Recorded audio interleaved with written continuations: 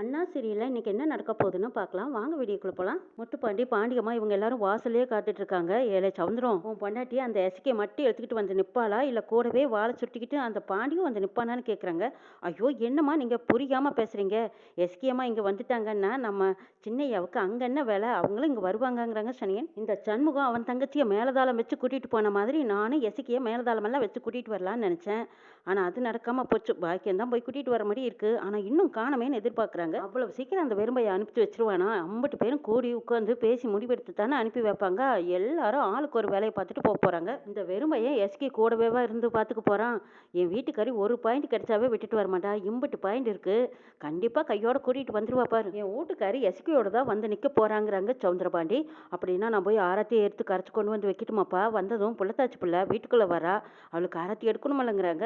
அக்கா நீ சும்மா இரு, பெரிய ஆக்டிங் எல்லாம் பண்ணி காட்டி கொடுத்துறாத. ஏதோ பட்டும் படாம ரெண்டு ஒரு வார்த்தை சவுந்தரம், உன்னோட சின்ன பையன் சோடாபட்டிக்கார உன் பேச்சையே மதிக்கவே மாட்டேங்கிறானே, என்ன பண்றது? அக்கா மூணு பெத்த மூணு எனக்கு மதிக்க மாட்டேங்குது. எல்லாம் எனக்கு எதிராக தானே இருக்குதுங்கிறாங்க சவுந்தரபாண்டி. ஆமாடா சவுந்தரம், அந்த முத்துப்பாண்டி உன் காலையே சுத்தி சுத்தி வந்தான். அவனையே அங்க இழுத்து போட்டுக்கிட்டவாரு. அக்கா பாசம் காட்டி அந்த மீனை அங்க இழுத்துட்டாங்கல்ல, அதே தூண்டியை போட்டு அதே பாசத்தை இந்த இசைக்கு இங்க இழுத்துக்கிட்டு வந்தா அப்புறம் நம்ம நினைச்சதெல்லாம் நடக்கும். நீ ஒன்றும் கவலைப்படாதக்கா. சவுந்தரபாண்டியும் பாண்டி அம்மாவும் எசைக்கு வந்து நிற்பாங்கன்னு எதிர்பார்த்துட்டு இருக்காங்க.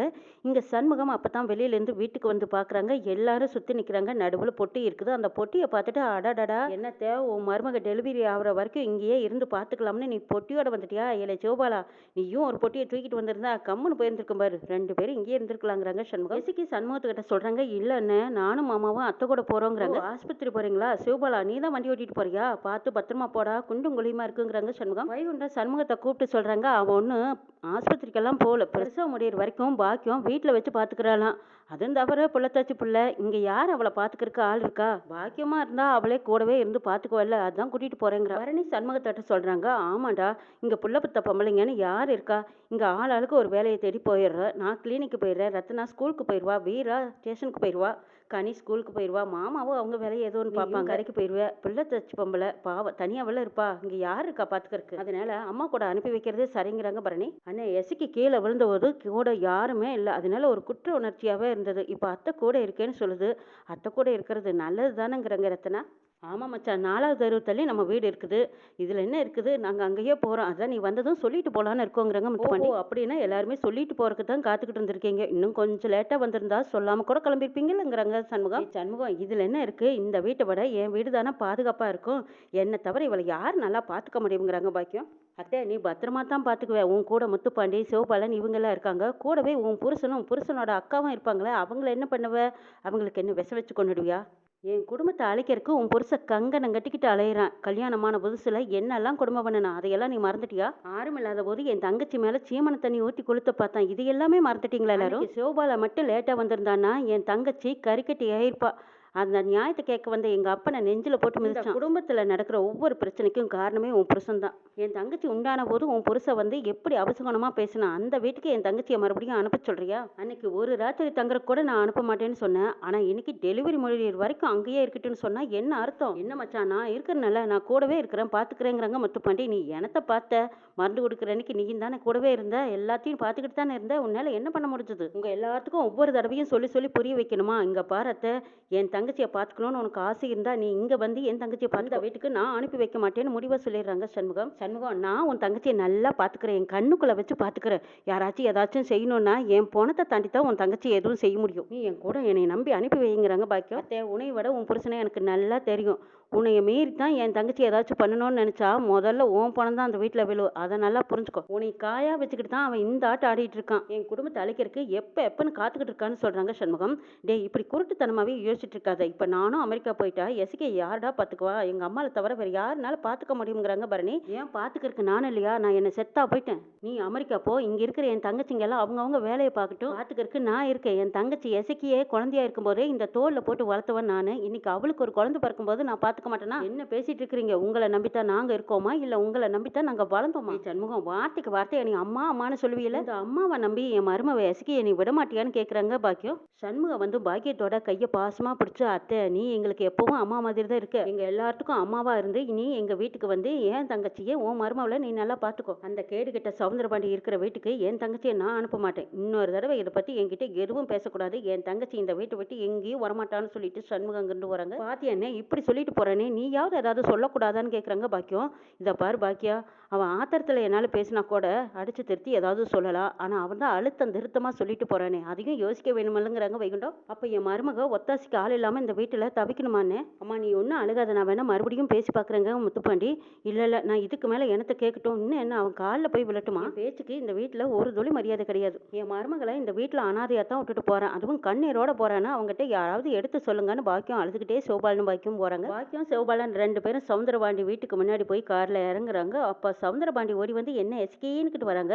என்னது பாக்கியம், எஸ்கேயை கூட்டிகிட்டு வரேன்னு போனேன், எஸ்கே காணா, நீங்கள் 2 பேரும் தான் வந்திருக்கீங்கன்னு சவுந்தரபாண்டி கேட்குறாங்க. பாக்கியம் அழுகுறாங்க. என்ன செய்யறது வார்த்தைக்கு வார்த்தை அம்மா மாதிரின்னு சொல்கிறாங்க. ஆனால் அந்த வீட்டில் ஒரு புள்ள பூச்சி கூட என்னை மதிக்க மாட்டேங்கிறது, நான் என்ன செய்யட்டுன்னு போகிறாங்க. இல்லை சோடாபுட்டி, அங்கே என்ன நடந்தது நீயாவது சொல்லிட்டு போங்கிறாங்க பாண்டியம்மா. தண்டச்சோறு அப்படி தெரிஞ்சுக்கிட்டே ஆகணுமாங்கிறாங்க.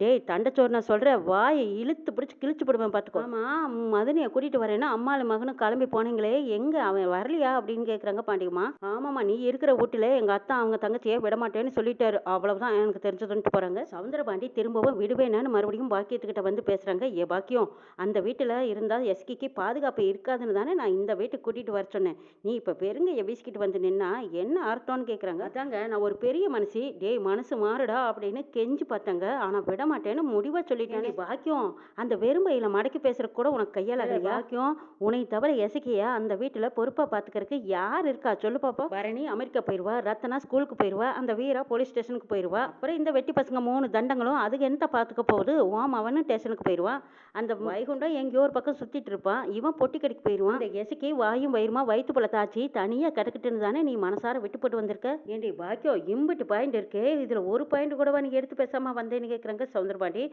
அப்பா அம்மா அங்கே போய் எல்லா பாயிண்ட்டும் முடிச்சுட்டாங்க கேட்டுது. அம்மாவையும் அத்தானியும் சரட்டை பிடிக்காத குறையா கேட்டுது. அம்மா அவங்க கிட்ட அம்பட்டு சண்டை போட்டுது. அது பேசாத இருந்ததுன்னு நீ சொல்லுவியப்பா. நான் ஒரு முட்டா பையன், எப்படியும் பேசி கேசி அந்த எசக்கியை இந்த வீட்டுக்கு கூட்டிகிட்டு வருவேன்னு நான் எதிர்பார்த்துட்டு இருந்தேன். ஆனால் அரை காசு அளவு கூட உனக்கு மூளை இல்லையா பாக்கியம்?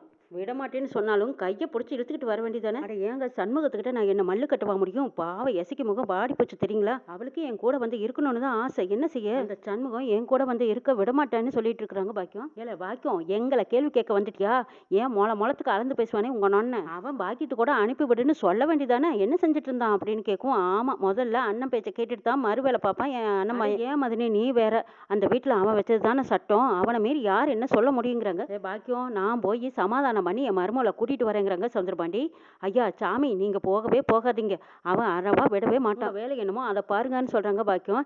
இல்லையே பாக்கியம், அவன் என்ன சண்டை போடவா போறான்? சமாதானம் பேசி அவன் மருமகளை அவன் வீட்டுக்கு கூட்டிட்டு வர போறான். இல்ல உனக்கு என்ன வந்துச்சுன்னு கேட்குறாங்க பாண்டியம்மா.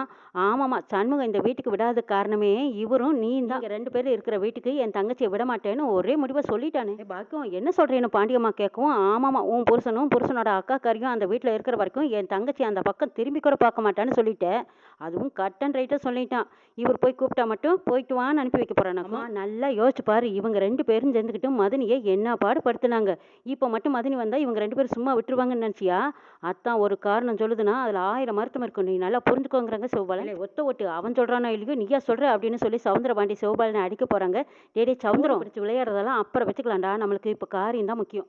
விடு அவனை அப்புறம் பேசிக்கலாங்கிறாங்க. ஆமாக்கா, இவனை 4 போட்டு வச்சா தான் இவன் சரியா வருவான், எப்படி பேசுறான் பாருங்கிறாங்க. சரிடா, எஸ்கே கூட்டிட்டு வாங்கங்கிறாங்க. இந்த பாருங்க, இந்த விளையாட்டெல்லாம் வேண்டாங்கிறாங்க பாக்கியம். என்னடி விளையாட்டு?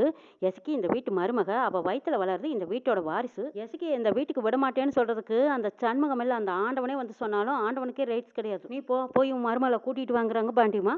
எங்க உங்க அக்கா பேச்சை கேட்காதீங்கன்னு சொல்றாங்க பாக்கியம். இந்த பாரு சவுந்தரபாண்டி, அந்த வீட்டில் எசிக்கி இருந்தானா உன்னோட பேர குழந்தை உசுரோட பிறக்காது, அப்படி தான் சொல்லுவேன். அக்கா சொல்கிறேன், நீ முதல்ல கிளம்புங்கிறாங்க. ஆமாம்மா, அவனை எப்படி பேசி ஜெயிச்சு நான் கூட்டிகிட்டு வர போகிறேன் பாருன்னு சவுந்தரபாண்டி புறப்படுறாங்க. வேண்டாங்க, எதுக்கு விஷப்பரிச்சின்னு பாக்கியம் கேட்குறாங்க. இது விஷப்பரிச்சி இல்லை, நம்ம பேர குழந்தை நம்ம வீட்டு தான் பிறக்கணும், இது வீரப்பரிச்சை.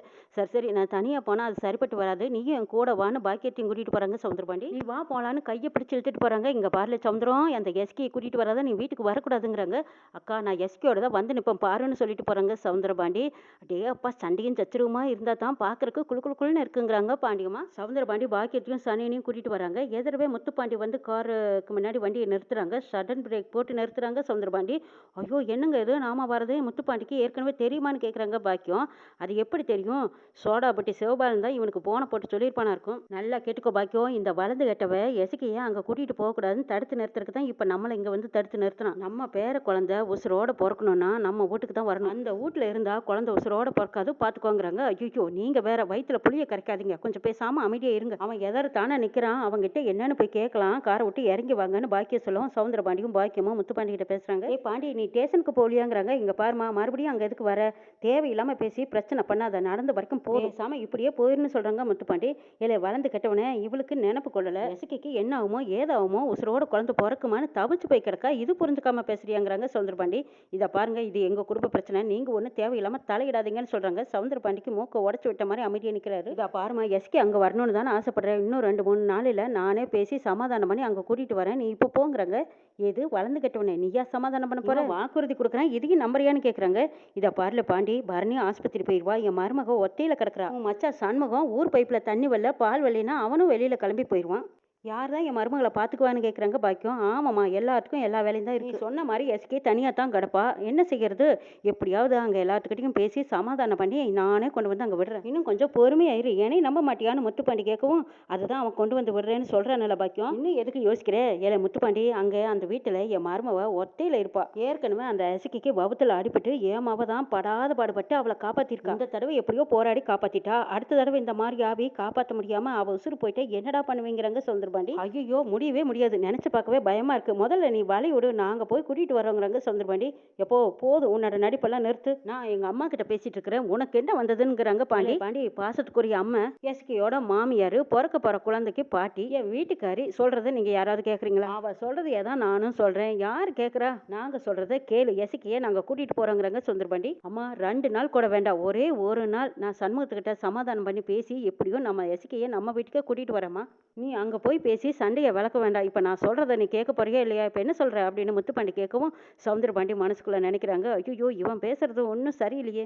சரியில்லை பாண்டி, நீ சொல்றதுனால நான் இங்கிருந்து இப்படியே திரும்பி போறேன். ஆனா ஒரே நாளையில எசக்கியே நம்ம வீட்டுக்கு கூட்டிட்டு வந்துடணும், சரியா அப்படின்னு சொல்லிட்டு எங்க வந்து கார் எடுங்க, நம்ம வீட்டுக்கு போலான்னு பாக்கியம் கூப்பிடுறாங்க. ஏண்டா வளர்ந்து கெட்டவனே, உன் பொண்டாட்டியும் குழந்தையும் கூட்டிட்டு வர்றதுக்கு அவங்ககிட்ட சமாதானம் பண்ணணுமா? இதை சொல்றதுக்கு வெக்கமா இல்லையா அப்படின்னு சவுந்தரபாண்டி கேட்கவும், எசக்கி மேல இவ்வளவு நாளா இல்லாத பாசம் இப்போ எப்படிப்பா திடீர்னு வந்தது? எனக்கு என்னமோ உன் மேல சந்தேகமா இருக்குதுங்கிறாங்க. ஐயோ மொழியை பார்த்து கண்டுபிடிச்சிட்டானா?